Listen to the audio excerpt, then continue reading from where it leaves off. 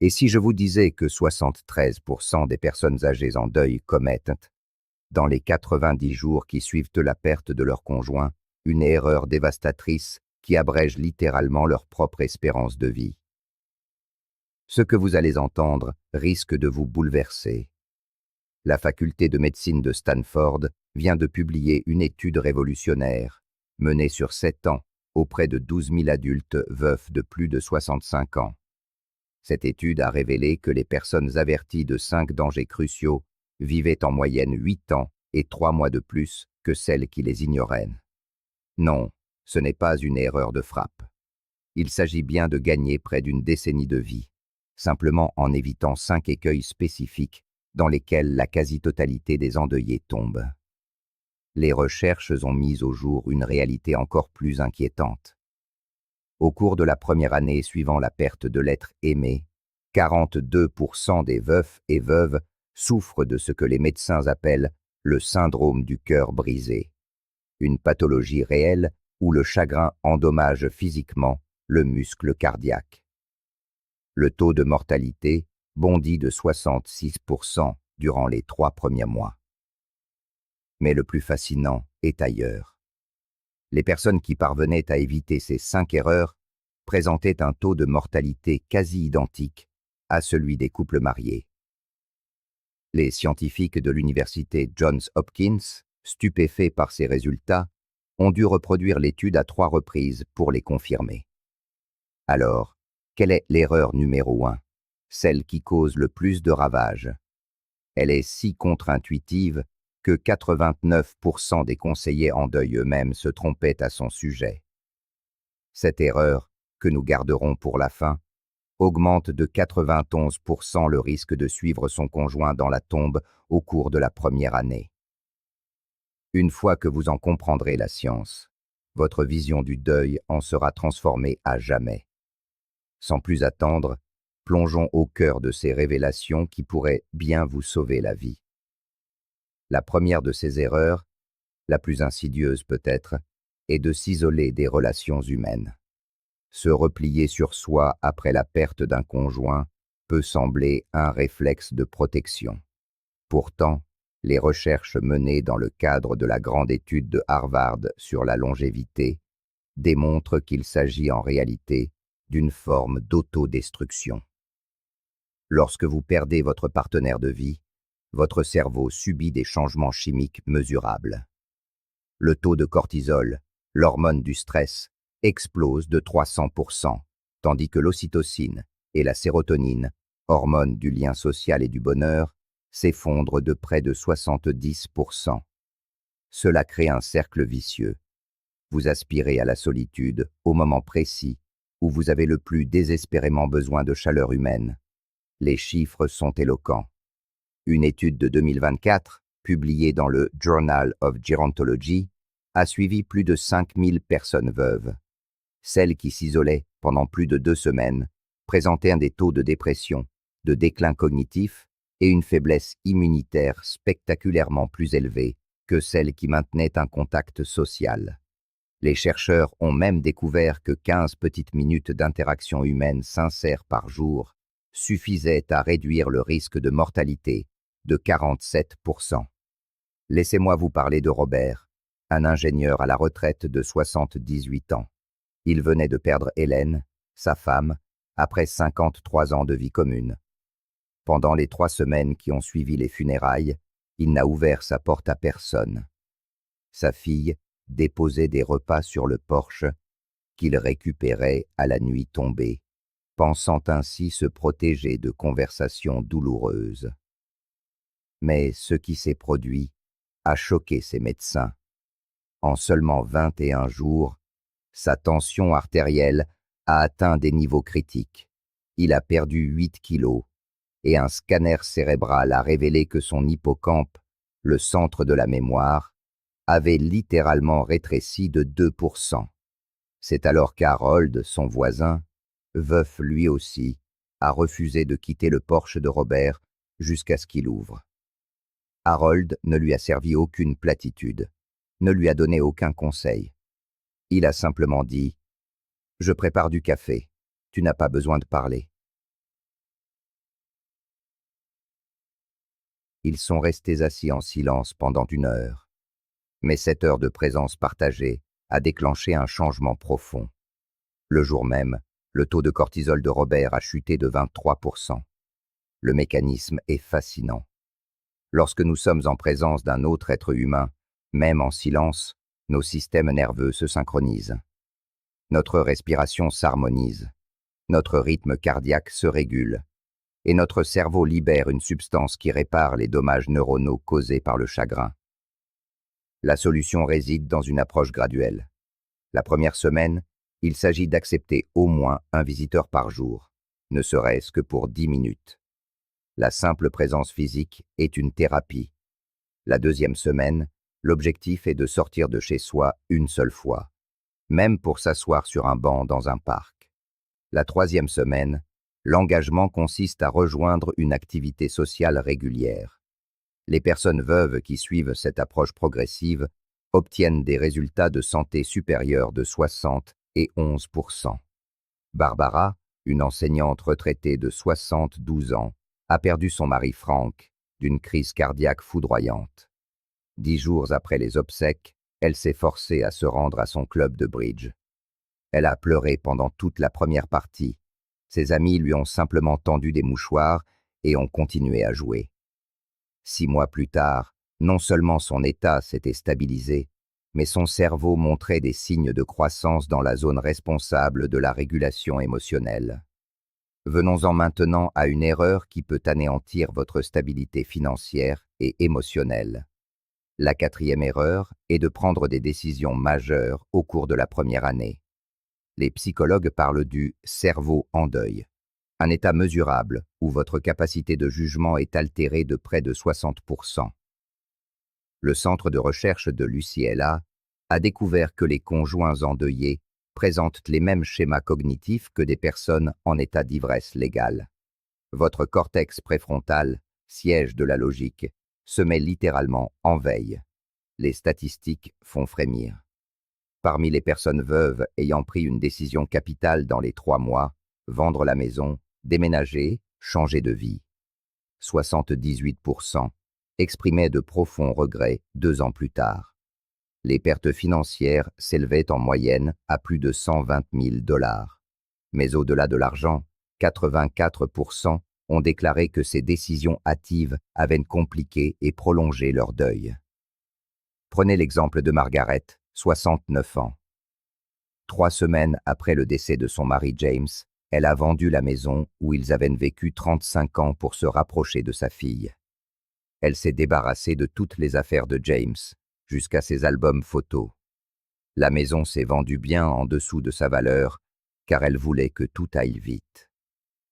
6 mois plus tard, seule dans une ville inconnue, loin de ses amis, elle a sombré dans une dépression si grave qu'elle a nécessité une hospitalisation.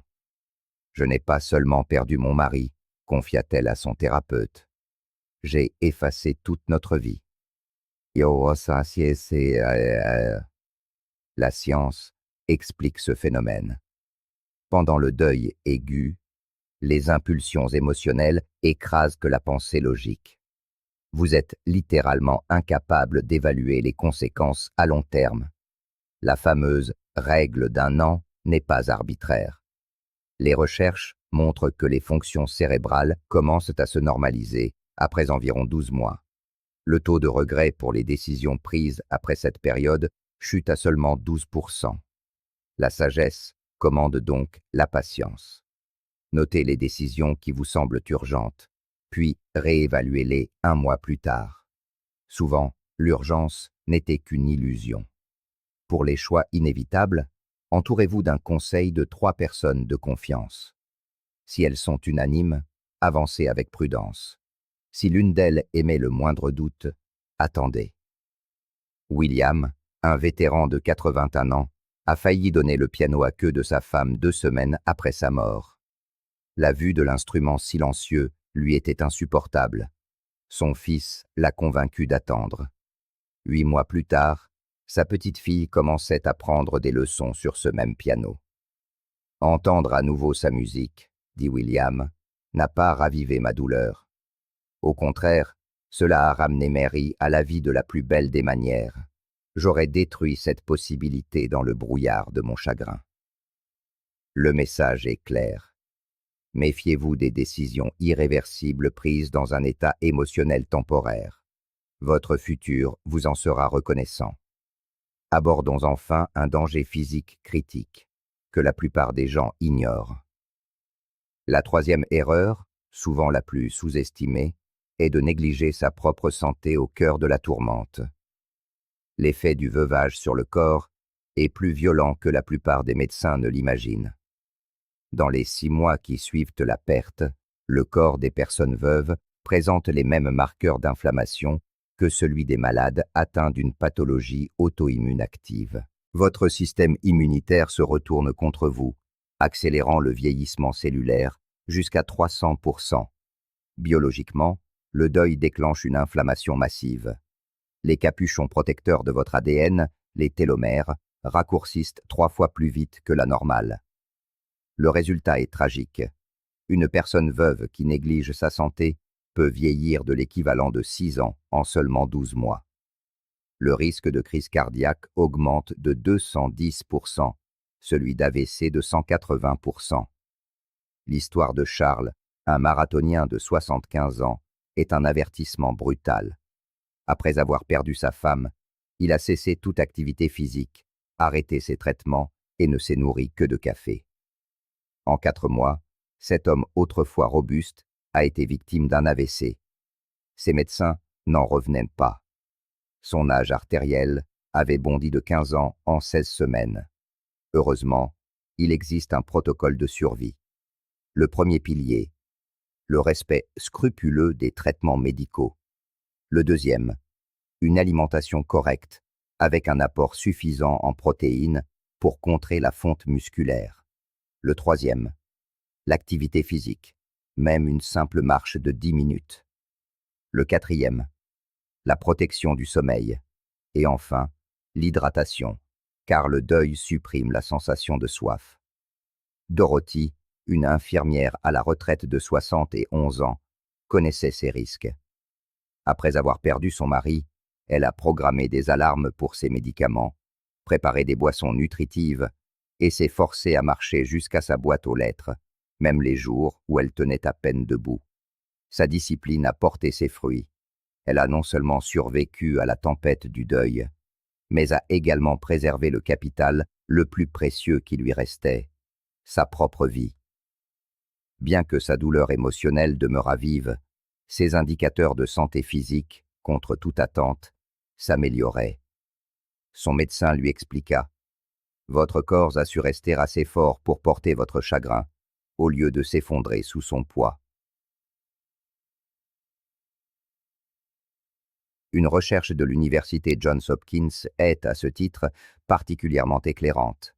Elle révèle que les personnes âgées en deuil, qui maintenaient ne serait-ce que 3 habitudes saines, prendre leurs médicaments, faire un repas complet par jour et marcher 10 minutes, voyaient leur taux de mortalité chuter de 71% par rapport à celles qui les négligeaient. L'objectif n'est pas d'atteindre une santé parfaite, mais de préserver le socle vital qui permet au corps de fonctionner, le temps que le cœur, lui, puisse cicatriser. Le facteur temps est ici crucial. Les 90 premiers jours sont fondateurs. Ils installent des habitudes qu'il devient ensuite très difficile de changer. Une étude du Massachusetts General Hospital a ainsi montré que les personnes veuves ayant conservé de saines habitudes durant les 3 premiers mois obtenaient, au bout d'1 an, des résultats 85% supérieurs à celles qui avaient tenté de les reprendre plus tardivement. Venons-en maintenant à l'erreur émotionnelle qui emprisonne tant de personnes dans une souffrance sans fin. Erreur numéro 2. Prétendre que tout va bien, quand tout s'effondre. Ce deuxième point met en lumière une pression sociale aux conséquences parfois mortelles. Des études sur le deuil menées par l'Université de Pennsylvanie ont révélé que 77% des personnes âgées veuves se sentent obligées de paraître fortes pour leur famille. Or, cette répression des émotions ne fait pas que retarder la guérison, elle peut littéralement tuer. Les personnes qui masquaient constamment leur chagrin présentaient un taux de défaillance cardiaque supérieur de 59%, 71% de troubles auto-immuns en plus, et mouraient en moyenne 5,2 ans plus tôt que celles qui exprimaient ouvertement leurs émotions. La biologie est implacable. Lorsque vous refoulez votre chagrin, le cortisol, l'hormone du stress, reste à un niveau chroniquement élevé. À des doses soutenues, elle devient toxique. Elle détruit les neurones de l'hippocampe, affaiblit le muscle cardiaque et supprime la fonction immunitaire. Les scanners cérébraux montrent même que les personnes qui se forcent à paraître sereines ont une activation de l'amygdale identique à celle des vétérans de guerre souffrant de stress post-traumatique. Prenez l'exemple de Richard, un PDG à la retraite de 82 ans, qui tirait une grande fierté de sa robustesse. Après avoir perdu sa femme, Nancy, il n'a jamais versé une larme en public. « Je vais très bien », répétait-il à qui voulait l'entendre. Il est retourné à son club de golf, a participé à des réceptions, arborant un visage impassible. 6 mois plus tard, il s'est effondré lors d'un dîner de famille. Le diagnostic: une cardiomyopathie de stress, littéralement le syndrome du cœur brisé. Son cœur avait été endommagé par des mois de répression émotionnelle. Son cardiologue lui a dit ces mots: « Votre chagrin avait besoin d'un exutoire. Puisque vous ne lui offriez pas vos larmes, c'est votre cœur qui a pleuré pour vous. » La culture japonaise possède un terme, ikigai, qui signifie raison d'être. Mais elle reconnaît aussi Namida, le pouvoir guérisseur des larmes. L'université médicale de Tokyo a suivi 3000 personnes âgées en deuil. Celles qui pleuraient ouvertement présentaient une inflammation réduite de 43%, une fonction immunitaire améliorée de 38% et une convalescence psychologique plus rapide de 52%. Voici ce qui se produit réellement lorsque vous pleurez. Les larmes émotionnelles contiennent des hormones de stress et des toxines qui s'accumulent durant le deuil. Pleurer permet donc littéralement de les évacuer de votre corps. De plus, cet acte déclenche la libération d'endorphines, les analgésiques naturels de l'organisme. Le nerf vague s'active, faisant basculer votre système nerveux du mode combat ou fuite au mode repos et digestion. Une bonne séance de larmes peut faire baisser la tension artérielle pendant 48 heures. Hélène, une bibliothécaire à la retraite de 74 ans, a rejoint un groupe de soutien 2 semaines après avoir perdu son mari, George. Lors de la première réunion, elle ne pouvait parler sans sangloter. L'animateur lui a dit doucement: « C'est parfait, c'est exactement ce dont vous avez besoin. » Hélène a pleuré sans retenue pendant 6 réunions hebdomadaires. À la 7e semaine, elle a pu partager un souvenir amusant de George sans verser de larmes.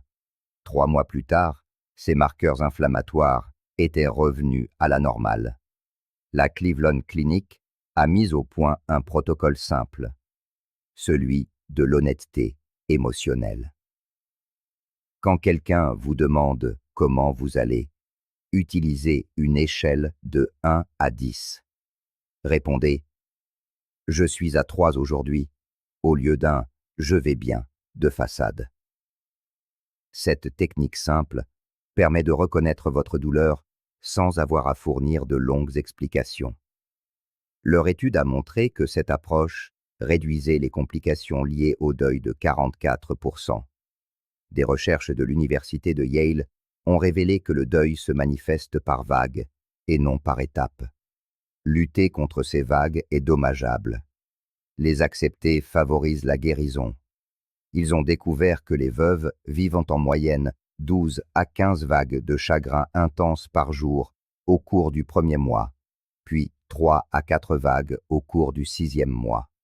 Chaque vague traversée pleinement, sans résistance, réduit la durée totale du deuil d'environ 2 jours. Et nous arrivons à l'erreur numéro 1, celle qui surprend même les spécialistes. La voici. Ne cessez pas de vivre, alors que vous êtes encore en vie. Cette première place révèle l'erreur la plus insidieuse. Considérez le reste de son existence comme une simple salle d'attente avant la mort. Une étude historique de Harvard a suivi 15 000 personnes âgées veuves pendant 20 ans. Celles qui avaient inconsciemment décidé que leur vie s'était terminée avec le décès de leur conjoint ont connu un taux de mortalité 91% plus élevé au cours de la première année. Elles ne se sont pas suicidées. Elles ont simplement cessé de vivre. Elles ont cessé d'apprendre, de faire des projets, de se créer de nouveaux souvenirs. Leur cerveau a littéralement commencé à s'éteindre, comme pour préparer le corps à la mort. Ce n'est pas une simple philosophie, c'est une réalité biologique mesurable. Les scanners révèlent que les personnes en deuil qui se désengagent de la vie présentent une activité réduite de 67% dans le cortex préfrontal et une baisse de la production de dopamine pouvant atteindre 80%. Elles entrent dans ce que les chercheurs appellent la mort psychologique, bien avant la mort physique. Mais c'est ici qu'intervient un retournement de situation stupéfiant. Ceux qui ont consciemment choisi de continuer à vivre en apprenant de nouvelles compétences, en faisant des projets, en nouant de nouvelles relations, ont montré des changements remarquables. Leurs télomères se sont allongés, inversant le vieillissement biologique. La neurogenèse, la création de nouveaux neurones, a augmenté de 43%. Ils ont développé ce que les scientifiques appellent une croissance post-traumatique, devenant psychologiquement plus forts qu'avant leur perte.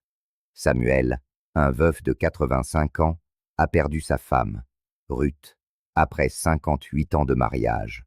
2 mois plus tard, malgré son chagrin immense, il s'est inscrit à un cours d'informatique.